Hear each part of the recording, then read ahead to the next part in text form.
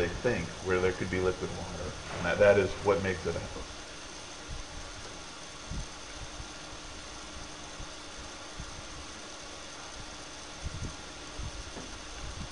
NASA just announced the Kepler Space Telescope has found a potentially habitable planet that is more like Earth than any other discovery in the Milky Way galaxy. I'm Shannon Ray Green here with USA Today Science. Your facilities management capabilities. Sodexo can help. Sodexo's 133,000 U.S. employees help our clients optimize their efficiencies and sustainability every day. News reporter Doyle Rice. Doyle, this planet is the right temperature. It circles a star that is a lot like our sun. Tell us more about this finding. Well, this is the first planet that they've found so far that is this close to Earth in its size and its distance from the sun. It's in that so-called Goldilocks zone where it's not too hot and it's not too cold, and that this is the kind of a place where there could very well be life, although by no means have we discovered life. We keep hearing this term, habitable zone. What does it take for a new discovery to make that list? It's the key is liquid water. That is the key to life. And again, they haven't discovered life here, but this particular planet has just the right temperature, they think, where there could be liquid water. And that is what makes it potentially habitable zone. That is the key to life. And again, they haven't discovered life here, but this particular planet has just the right temperature, they think, where there could be liquid water. And that is what makes it potentially habitable zone. NASA just announced the Kepler Space Telescope has found a potentially habitable planet that is more like Earth than any other discovery in the Milky Way galaxy. I'm Shannon Ray Green here with USA Today Science. Of all Jupiter's imposing features, none is more impressive than the one you cannot see. It's bigger by far than the Great Red Spot, more dynamic than the bands of jet streams, and as lethal as any killer known to man. You have one of the most powerful radiation environments in the solar system, aside from the sun. The magnetic field of Jupiter is the largest entity, I believe, in the solar system.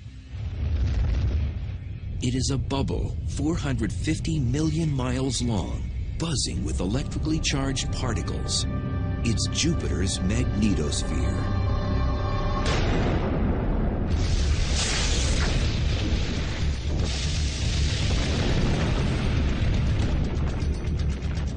The sun's sitting here putting out the solar wind, and the solar wind is charged particles of protons and electrons.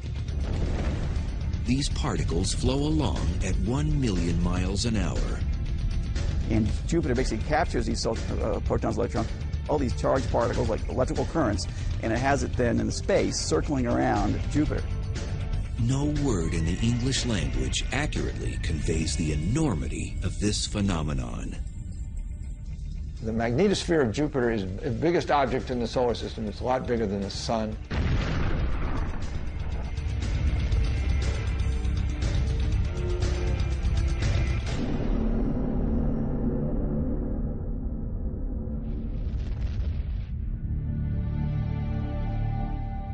Comparisons are the best measure of this mega mighty wonder. If it were visible in the night sky, it would be many, many times bigger than the moon. It's enormous, even though it's 5 times as far away from Earth as the sun is. It still would look immense in the night sky. If visible, it would take a familiar form, a windsock. There's a rounded section facing away from the planet in one direction, with a tail flowing out the other. This windsock reaches the outer orbit of Saturn. Power plant Jupiter generates up to 10 million amps of electrical current. The biggest planet in the solar system can conduct electricity all the way through it and around it.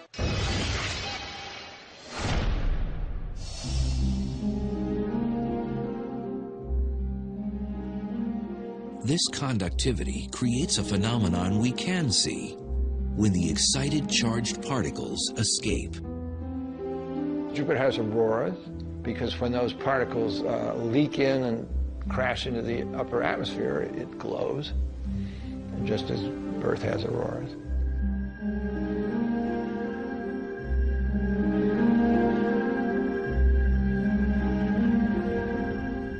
These ghostly auroras are 1,000 times more powerful than Earth's northern and southern lights. They measure up to 1,200 miles across. If you could stand under them, they'd fill the entire sky, moving at lightning speed, 10,000 miles an hour. Jupiter's magnetic field is a monster, and it roars. In fact, it's speaking to us right now.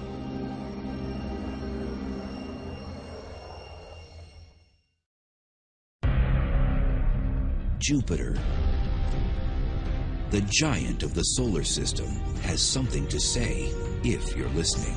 We can hear what we call lion roars because it has this roaring sound. We can hear whistler modes.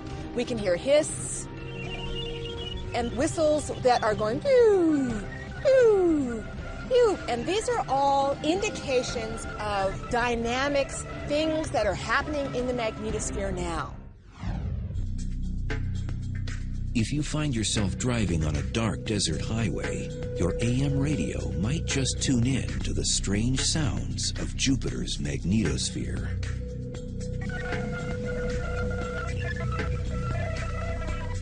The bursts are as short as a few seconds and as long as a couple of minutes. They come and go every hour or two.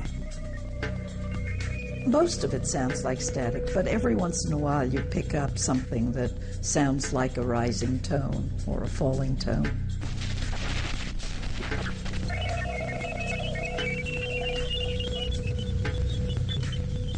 Some listeners have described audio spasms that sound like woodpeckers or waves crashing on the beach. The noise is disturbing.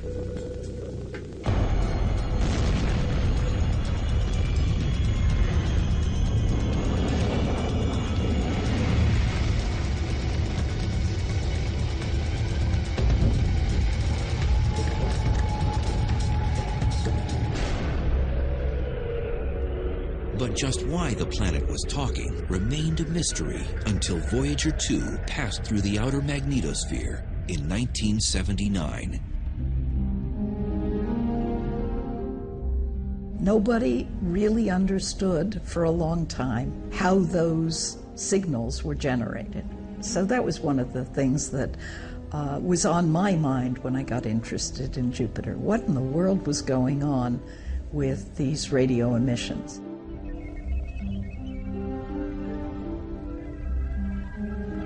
It is one of the few secrets finally surrendered by Jupiter.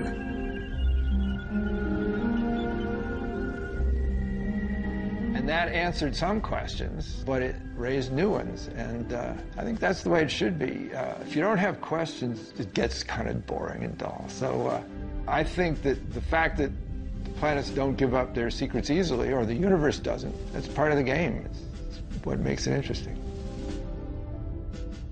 Jupiter keeps astounding and confounding scientists. One surprise came in 1979 when it was discovered that Jupiter has a ring. It's nothing on the order of Saturn's. Still, it's another feature that fascinates.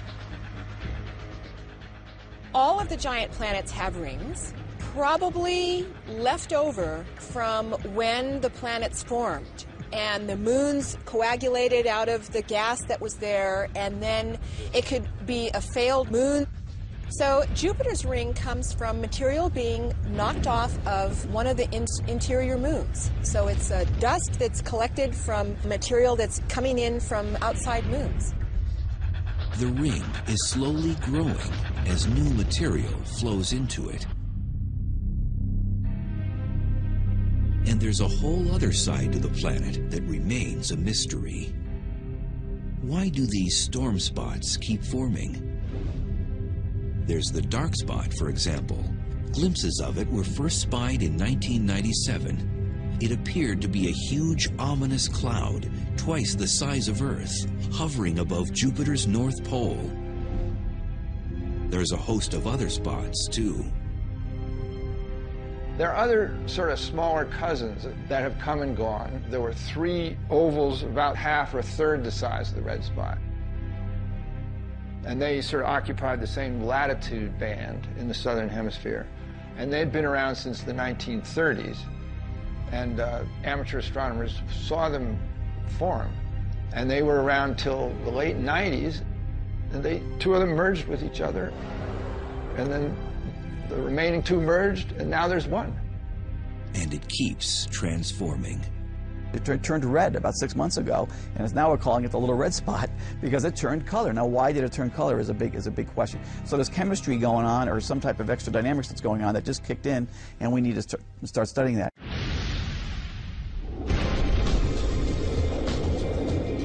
Jupiter is a hostile and restless planet. Its giant gaseous body and violent storms make it one of the most alien environments in the solar system. Even though it is 500 million miles from us, we may have more in common with our cousin planet than we think. I think the lesson to learn from Jupiter here is whatever's going on in our climate and our weather patterns here on Earth, Jupiter has more of it. But Earth is not an island, and there are better examples of what's going on Earth than even Earth itself. For scientists, Jupiter is the king of many questions concerning our solar system and could possibly hold the answers.